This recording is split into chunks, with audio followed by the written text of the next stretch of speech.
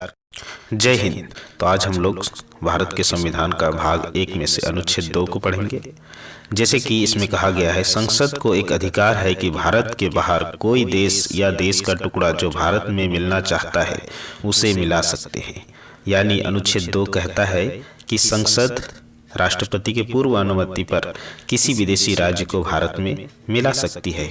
जैसे कि सिक्किम को भी इसी तहत 1974 में मिलाया गया है।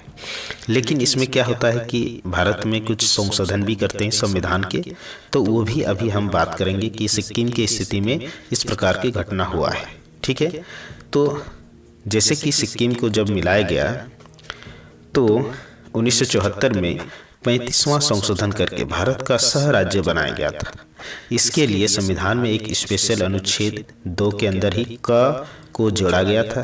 लेकिन सिक्किम को पूर्ण रूप से जब उसको राज्य बनाया गया तो 36वां संविधान संशोधन 16 मई 1975 ईस्वी के द्वारा भारत का 22वां राज्य बनाया गया। तो इस प्रकार से सिक्किम को भारत से जोड़ा गया है और ये आज़ादी के बाद, मतलब कि बहुत दिनों के बाद जोड़ा गया है, बांग्लादेश भी अलग होने के बाद। अब कुछ और प्रक्रिया है, जैसे कि हम लोग आगे अनुच्छेद जो है 3 में पढ़ेंगे।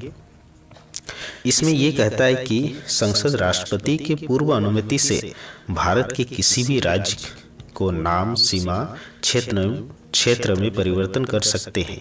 जैसे मध्य प्रदेश से छत्तीसगढ़ 1 नवंबर 2000 को किया गया और उत्तर प्रदेश से उत्तराखंड 9 नवंबर 2000 को, बिहार से झारखंड 15 नवंबर 2000 को, और इसी प्रकार अभी वर्तमान में आपका जम्मू कश्मीर, लद्दाख को भी बांटा गया है। तो जैसे कि नामकरण में भी चेंज किया जा सकता है। तो ये संसद के अधिकार है। ठीक है, अब इसमें क्या है कि जैसे कि आपका अनुच्छेद 4 ये क्या कहता है कि जब संसद अनुच्छेद 2 का प्रयोग करेगी, यानी किसी विदेशी राज्य को मिलाएगी, और या तो अनुच्छेद 3 में उनका प्रयोग करेगी, यानी किसी राज्य को तोड़ेगी, उसका नाम में परिवर्तन करेगी, तो उसके लिए राष्ट्रपति की किसी विशेष अनुमति की जरूरत नहीं है, क्योंकि इसे अनुच्छेद 368 से बाहर रखा गया है।